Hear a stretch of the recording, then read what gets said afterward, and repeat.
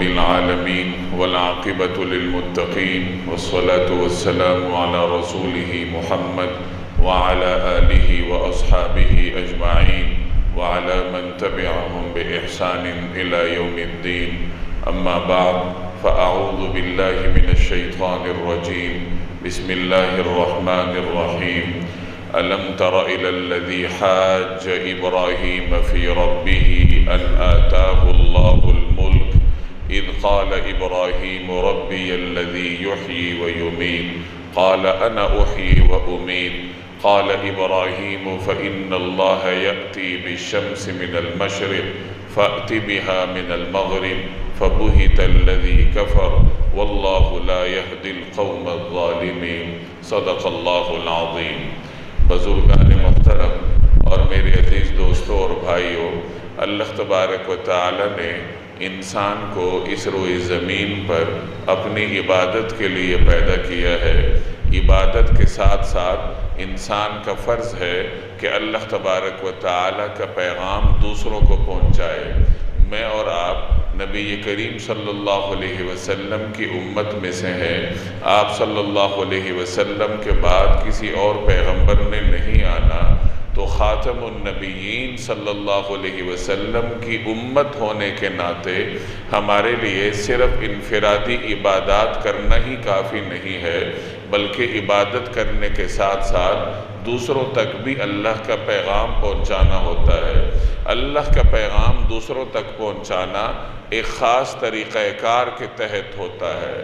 یعنی ایسا نہیں ہے کہ بغیر سوچے سمجھے انسان دعوت اور تبلیغ کا کام کرے، بلکہ دعوت اور تبلیغ کا کام باقاعدہ ایک خاص طریقہ کار کے تحت ہوتا ہے. اللہ تعالیٰ کا حکم ہے ادعو الی سبیل ربک بالحکمت والموعظۃ الحسنہ، کہ اپنے رب کے پیغام کی طرف لوگوں کو بلاؤ، اپنے رب کی طرف لوگوں کو بلاؤ حکمت کے ساتھ، اچھی بات کے ساتھ. وَجَادِلْهُمْ بِالَّتِي هِيَ أَحْسَنُ، اور جہاں کہیں مجادلہ کرنا پڑے، کوئی بحث کرنی پڑے تو اچھے طریقے سے کرو. مکالمہ بھی اچھے طریقے سے ہو، مناظرے کی ضرورت پڑے تو وہ بھی اچھے طریقے سے ہو.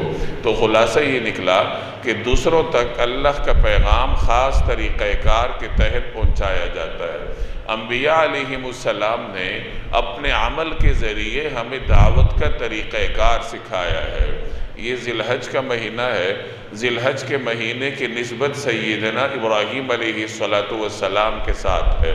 گزشتہ جمعہ میں نے ابراہیم علیہ السلام کی دعوت کا ایک پہلو آپ کے سامنے رکھا تھا کہ انہوں نے اپنے والد کو دعوت کیسے دی تھی، اور تفصیل سے آپ کے سامنے آ گیا تھا کہ ان کے ماحول میں کس طریقے سے شرک پھیلا ہوا تھا، اور اس مشرکانہ ماحول میں سیدنا ابراہیم علیہ السلام نے اپنے والد کو دعوت دینے سے اپنا کام کا آغاز کیا. یعنی والد کو انہوں نے دعوت دی، اور صرف اسی پر اکتفا نہ کیا، بلکہ چونکہ گرد و پیش کا ماحول سارا مشرکانہ تھا، اور اس مشرکانہ ماحول میں ابراہیم علیہ السلام نے دین کا کام کرنا تھا، توحید کا پیغام پہنچانا تھا.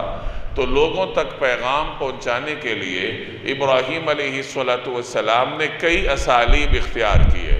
میں نے گزشتہ جمعہ عرض کیا تھا کہ ان کے ماحول میں دو طریقے سے شرک ہوتا تھا.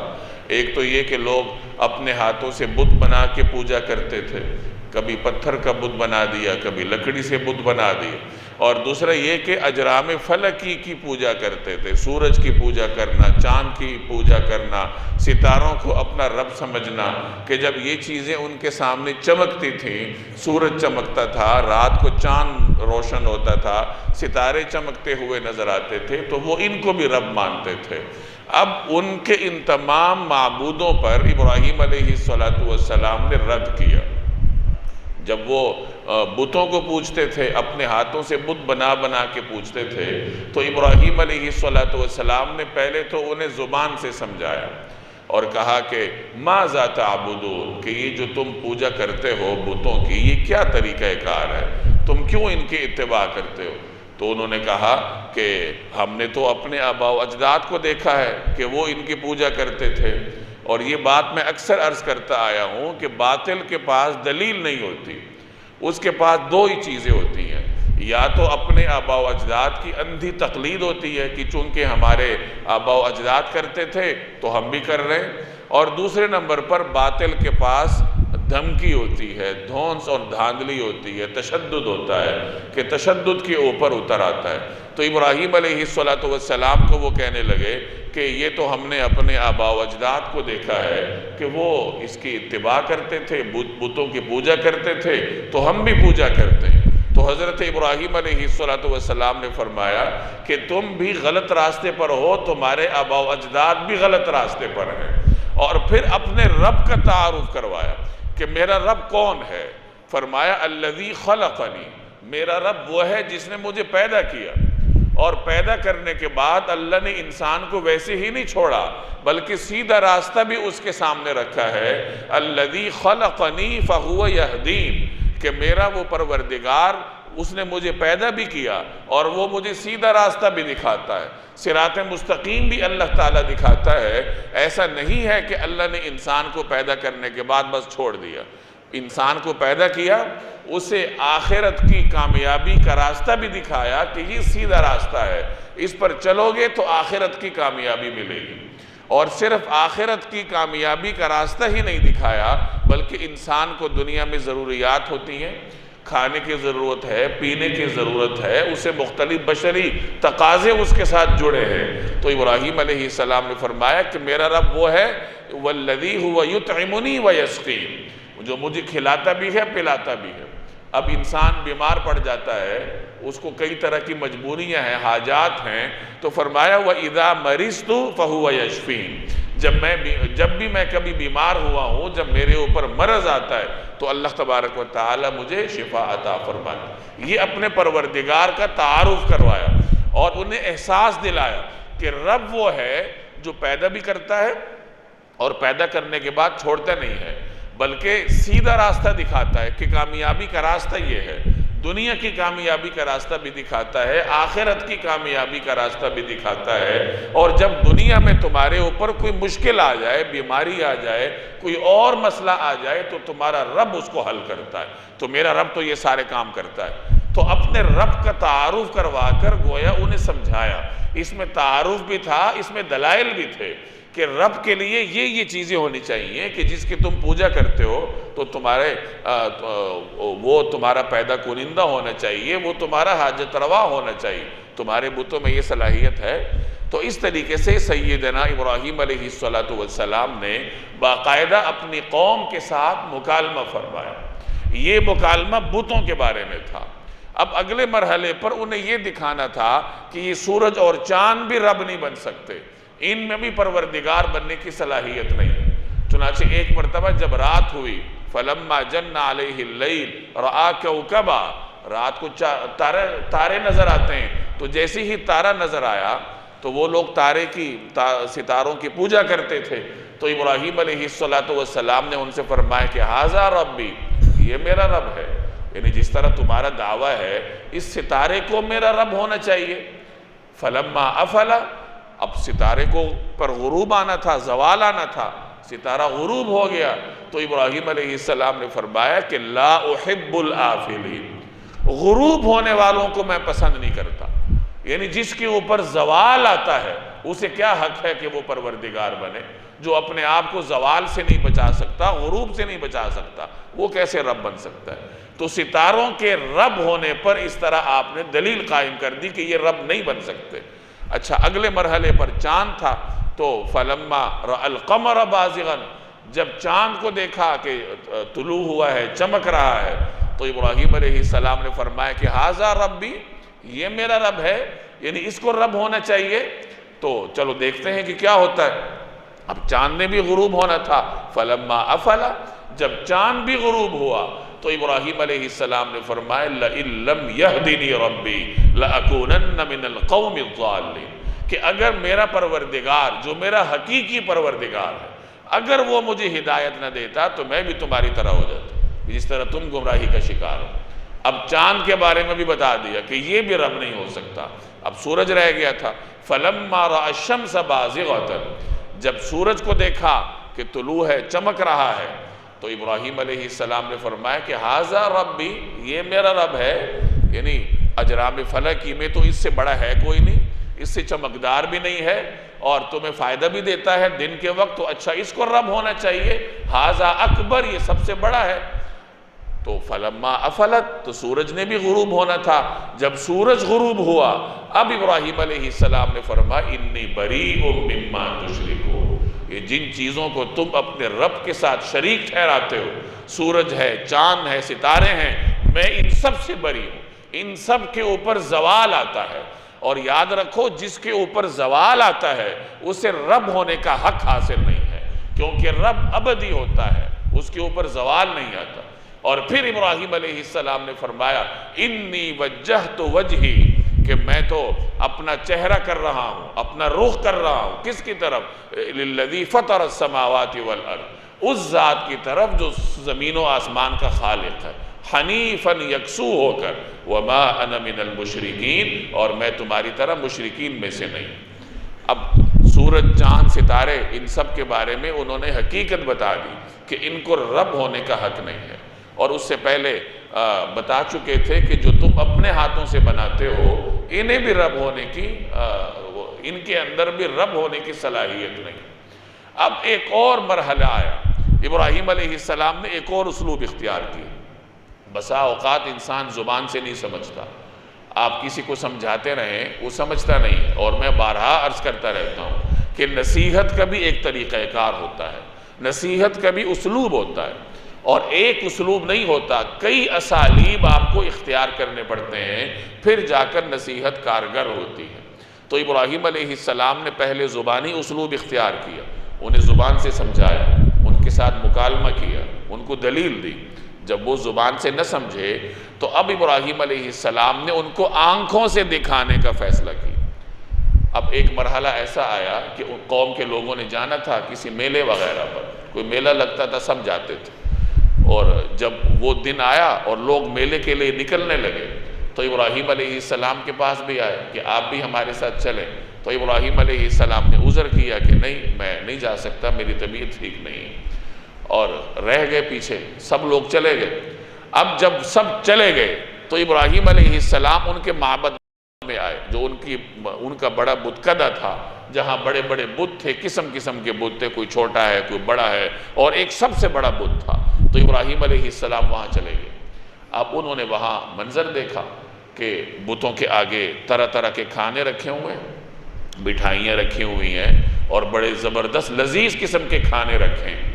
کمقل لوگ تھے کہ بتوں کے سامنے لا کر کھانے رکھتے تھے، تو انہوں نے بتوں کے سامنے کھانے رکھے ہوئے تھے، بت تو نہیں کھا سکتے، تو ابراہیم علیہ السلام نے ان سے فرمایا الا تأکلون، تم لوگ کھاتے نہیں ہو؟ یعنی بتوں سے مخاطب کر کے آپ نے ارشاد فرمایا کہ تم لوگ کھاتے نہیں ہو۔ بتوں نے کیا جواب دینا تھا، انہوں نے تو جواب نہیں دیا، تو ابراہیم علیہ السلام نے ان سب کو توڑ دیا، فجعلہم جزازا، انہیں ریزہ ریزہ کر دیا، لیکن جو بڑا بت تھا اسے چھوڑ دیا، الا کبیرہ، ابراہیم علیہ السلام نے تمام بتوں کو ریزہ ریزہ کر دیا، لیکن جو بڑا بت تھا اس کو آپ نے چھوڑ دیا، اور جو تیر تھا یا کوئی کلہاڑا تھا وہ اس کے اوپر، اس کے کندھے کے ساتھ لٹکا دیا یا اس کے ساتھ رکھ دیا، تاکہ لوگوں کو سمجھانے میں آسانی۔ اب لوگ تو میلے کے لیے گئے ہوئے تھے، جب وہ واپس آئے اور انہوں نے یہ ماجرا دیکھا کہ جن کو ہم رب مانتے ہیں، جن کی ہم پوجا کرتے ہیں، وہ تو سارے ریزہ ریزہ ہوئے پڑے، ایک رب باقی رہ گیا ہے، باقی تو سب ٹوٹے پڑے۔ اب وہ پریشان کہ کس نے ہمارے خداؤں کی توڑ پھوڑ کی، ادھر ادھر دیکھنے لگے، پوچھنے لگے کہ کس نے یہ کیا ہوگا۔ اب انہیں یاد آیا کہ ہمارے ہاں تو ایک نوجوان ہے یقال لہ ابراہیم، جسے ابراہیم کہا جاتا ہے، اور وہ ہمارے بتوں کا ذکر کرتا رہتا ہے، یعنی ان کی نفی کرتا ہے۔ ابراہیم علیہ السلام پہلے ان سے کہہ چکے تھے کہ میں عنقریب تمہارے ان بتوں کا پول کھولنے کے لیے کوئی تدبیر اختیار کروں۔ اب انہیں یاد آیا کہ وہ تو ایک ابراہیم ہے، نوجوان، جو کہ ان بتوں کے بارے میں اس طرح کی باتیں کرتے ہیں، انہوں نے کیا ہوگا۔ چنانچہ ابراہیم علیہ السلام کو بلایا گیا اور ان سے پوچھا گیا کہ کیا آپ نے یہ ہمارے بتوں کے ساتھ کیا ہے؟ تو حضرت ابراہیم علیہ السلام نے فرمایا کہ یہ جو تمہارا بڑا بت ہے اس سے پوچھ لو، یہ کھڑا ہے نا تمہارے سامنے، تمہارا پروردگار ہے، باقی سارے مر مٹ گئے ہیں، ریزہ ریزہ ہو گئے ہیں، یہ تو موجود ہے نا، اس سے پوچھ لو کہ یہ تمہیں بتاتا ہے یا نہیں۔ اب وہ پریشان ہو گئے۔ ثم نکسوا علی رؤوسہم، اب وہ جناب سر جھکا کے رہ گئے، اپنے پریشان ہو گئے کہ اب ہم کیا جواب دیں۔ اور پھر انہوں نے کہا، یعنی انتہائی شرمندہ ہو کر، لقد علمت ما هؤلاء ينطقون، اے ابراہیم تم تو جانتے ہو کہ یہ بولتے نہیں ہیں، یہ بول نہیں سکتے۔ اب یہی تو ابراہیم علیہ السلام نے ان سے کہلوانا تھا کہ یہ بول نہیں سکتے۔ اب خود انہوں نے کہہ دیا کہ اے ابراہیم یہ تو بول ہی نہیں سکتے، تو ہم ان سے کیسے پوچھیں؟ اب ابراہیم علیہ السلام نے فرمایا، اف لکم ولما تعبدون من دون اللہ، تف ہے تمہارے اوپر بھی اور اللہ کے سوا یہ جو تم جن کو پوچھتے ہو ان کے اوپر بھی۔ کیا تم ایسی چیزوں کی پوجا کرتے ہو جو تمہارے سامنے ہے، تمہیں نظر آ رہا ہے اور تمہاری بات کا جواب نہیں دے سکتا؟ تم ایسی چیزوں کی پوجا کرتے ہو جو اپنا دفاع نہیں کر سکتا، کوئی اس کو توڑتا ہے تو اس کی توہین کرتا ہے، اس کو زمین پر گراتا ہے، وہ اپنا دفاع نہیں کر سکتا، تمہیں جواب نہیں دے سکتا، تمہاری حاجت روائی کیا کرے گا؟ جو اپنا تحفظ نہیں کر سکتا وہ تمہارا تحفظ کیا کرے گا؟ اب یہاں ان کے اوپر دلیل پوری ہو گئی، مکالمے سے بھی سمجھایا، سورج چاند کے سامنے لا کر بھی ان کو دکھایا کہ یہ غروب ہوتے ہیں اور غروب ہونے والے کو رب ہونے کا حق حاصل نہیں ہے، اور پھر اپنی آنکھوں کے سامنے انہیں دکھایا کہ کس طریقے سے تمہارے بت عاجز ہیں، اپنا تحفظ نہیں کر سکتے۔ لیکن قوم نے نہ ماننا تھا، نہ وہ مانی۔ اب یہ بات چلتے چلتے بادشاہ کے دربار تک پہنچ گئی۔ بادشاہ کا تعارف گزشتہ جمعے میں کروا چکا تھا کہ نمرود اس زمانے کا ایک بڑا بادشاہ، جس کے بارے میں کہا جاتا ہے کہ پہلا انسان تھا جس نے اس روئے زمین پر باقاعدہ بادشاہ ہونے کا دعویٰ کیا، اور ان چند لوگوں میں سے تھا جن کو اللہ نے پوری دنیا کے بڑے حصے کی حکمرانی عطا کی، اپنے آپ کو رب کہلواتا تھا۔ اس کے پاس بات پہنچ گئی، اس کے دربار، کہ ہمارے معاشرے میں تو یہ ہو رہا ہے۔ تو نمرود نے ابراہیم علیہ السلام کو اپنے دربار میں بلایا۔ اب نمرود اور ابراہیم علیہ السلام کے درمیان مکالمہ ہوا۔ نمرود نے پوچھا کہ یہ آپ کس چیز کی دعوت دے رہے ہیں؟ نمرود خود بھی رب ہونے کا دعوے دار تھا۔ اس نے کہا تم مجھے رب نہیں مانتے، ہم جن کو اپنا دیوتا مانتے ہیں تم اس کو نہیں مانتے، یہ کس چیز کی دعوت دے رہے ہو؟ تو ابراہیم علیہ السلام نے فرمایا کہ تم بھی ویسے ہی انسان ہو جیسے یہ باقی انسان ہیں۔ تو نمرود نے کہا کہ تمہارا رب کون ہے؟ اب اپنے رب کا تعارف ابراہیم علیہ السلام فرما رہا ہے، الذی یحیی و یمیت، کہ میرا رب وہ ہے جو زندگی بھی دیتا ہے موت بھی دیتا ہے۔ نمرود نے یہ سن کر کہا اچھا تمہارا رب زندگی اور موت دیتا ہے، انا احیی و امیت، زندگی اور موت تو میں بھی دے سکتا ہوں، زندگی اور موت تو میں بھی دے سکتا ہوں۔ اور اس نے ایک بے گناہ انسان کو بلایا جو آزاد تھا، بے گناہ، اور کہا دیکھو یہ زندہ ہے نا، اس کو میں موت دے دیتا ہوں، اسے قتل کر دیا۔ اس نے کہا کہ یہ زندہ تھا، اس کو میں نے موت دے دی۔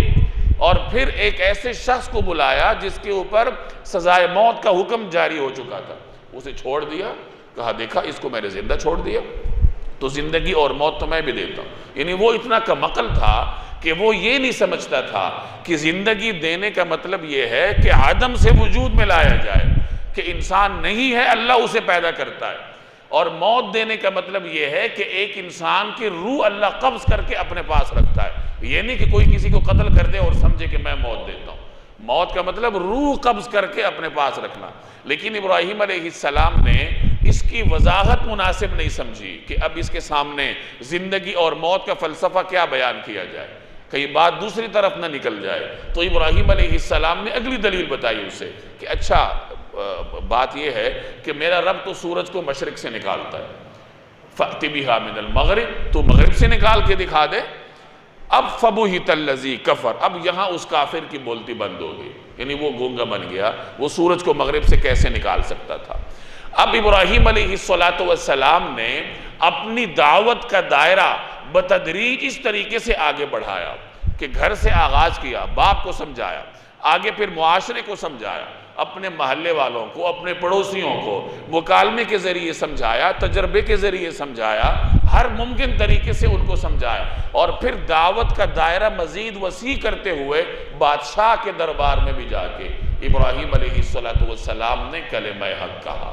اور پھر جب نمرود اور وہ سب عاجز آ گئے تو میں نے شروع میں عرض کیا کہ باطل کے پاس دلیل کے مقابلے میں پھر ایک ہی چیز ہوتی ہے اور وہ تشدد ہے، دھمکی ہے۔ تو چنانچہ انہوں نے پھر ابراہیم علیہ السلام کے بارے میں یہ فیصلہ صادر کیا کہ حرقوہ، ان کو جلا دو، وانصروا آلہتکم، اپنے پروردگاروں کی مدد کرو۔ یعنی یہ ان کی عقل کا عالم تھا۔ جب انسان اللہ کو چھوڑ کر اللہ کے غیر کی طرف جاتا ہے تو وہ جتنا بھی دانشور ہو اس کی عقل پر پردہ پڑ جاتا ہے۔ اب وہ بڑے بڑے دانشور ہوں گے، نمرود ایک ریاست چلا رہا تھا، کسی عقل کی وجہ سے چلا رہا ہوگا، لیکن جب اس نے اللہ کو چھوڑ کر پتھروں پہ اعتماد کیا تو اس کے معاشرے کی یہ صورتحال تھی کہ بجائے اس کے کہ بت ان کی مدد کرتے، وہ کہہ رہے کہ اپنے پروردگاروں کی کیا کرو؟ مدد کرو۔ مدد کیسے کرو؟ کہ جس نے اب تمہارے خداؤں کو توڑا پھوڑا ہے اس کو جلا دو۔ تو انہوں نے ابراہیم علیہ السلام کو آگ میں ڈالا۔ اللہ تبارک و تعالیٰ نے اپنے خلیل کی حفاظت فرمائی اور آگ کو حکم دیا کہ کونی بردًا و سلام، کہ ٹھنڈی ہو جا اور سلامتی والی ہو جا، اتنی ٹھنڈی بھی نہ ہو کہ میرے خلیل کو، میرے ابراہیم کو تکلیف ہو۔ تو یہ اللہ تبارک و تعالیٰ کی دعوت اور اللہ کا پیغام معاشرے تک پہنچانے کا طریقہ کار ہے، جو ابراہیم علیہ السلام کے اسوہ حسنہ کی روشنی میں ہمیں سمجھ آتا ہے۔ یہی طریقہ کار جناب رسول اللہ صلی اللہ علیہ وسلم کا تھا کہ جب آپ نے اللہ کے دین کی دعوت دینی ہے تو آغاز اپنے گھر سے کرنا ہوتا ہے۔ نبی کریم صلی اللہ علیہ وسلم نے بھی ابتدا میں اپنے جو بنو ہاشم کے لوگ تھے، اپنے خاندان کے لوگ تھے، ان کو جمع کر کے آپ نے اللہ کا پیغام پہنچایا، اور پھر اگلے مرحلے پر آپ صلی اللہ علیہ وسلم نے پورے قبیلہ قریش کو کوہ صفا کے پاس جمع کر کے اللہ کا پیغام پہنچایا، اور اس کے بعد پھر آپ نے مکہ کے باہر بستیوں تک پہنچایا، پھر مدنی زندگی میں اہل مدینہ تک پہنچایا، اور پھر پورے عالم تک لوگوں کے جو بڑے بڑے بادشاہ تھے اس زمانے میں ان تک خط لکھ کر آپ صلی اللہ علیہ وسلم نے اللہ کا پیغام پہنچایا۔ تو یہ انبیاء علیہ السلام کا اسوہ ہے، اور اس سے ہمیں یہ بات وضاحت کے ساتھ سمجھ میں آتی ہے کہ دین کی دعوت ایک خاص اسلوب کے تحت ہوتی ہے۔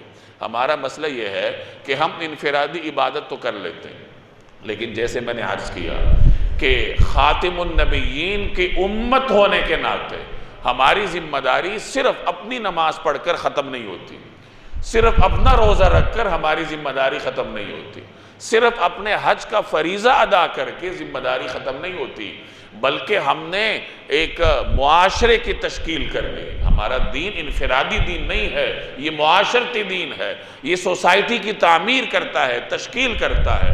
تو اس میں ہر انسان نے، ہر مسلمان نے اپنا حصہ شامل کرنا ہوتا ہے۔ اب ہمارے ہاں والدین کا طریقہ کار ہے کہ خود تو نماز پڑھنے آ جاتے ہیں، دیکھتے ہیں کہ بچے، نوجوان، سب بچے گھروں میں خوشگپیوں میں مصروف ہیں، لیکن عموماً والدین انہیں نماز کی طرف راغب نہیں کرتے۔ اگر کرتے بھی ہیں تو زیادہ سے زیادہ ایک آدھ دفعہ کہہ دیا کہ بیٹا نماز کے لیے آ جائے، اور بس اس پر پھر والدین اپنا فرض جو ہے وہ پورا سمجھتے ہیں۔ ایسا نہیں ہوتا۔ جیسے آپ اپنی اولاد کو دنیاوی نقصان سے بچانے کے لیے پوری توانائی لگا کر کوشش کرتے ہیں، فرض کیجئے آپ کا کوئی چھوٹا بچہ ہے، سردی کا موسم ہے، کمرے میں ہیٹر لگا ہوا ہے، بچہ ہیٹر کی طرف بڑھ رہا ہے، تو آپ صوفے پر بیٹھے بیٹھے صرف اتنا کہنے پہ اکتفا کریں گے کہ بیٹا ہیٹر کی طرف نہ جاؤ؟ اتنا کہنے پہ کوئی اکتفا کرے گا؟ نہیں، بلکہ آپ پہلے زبان سے روکیں گے، اور بچہ اگر پھر بھی بڑھے پھر آپ آگے بڑھیں گے، جھپٹیں گے اور اس کو روکیں گے، پوری طاقت لگا کر آپ بچے کو کھینچیں گے کہ بچہ آگ کی طرف نہ چلا جائے۔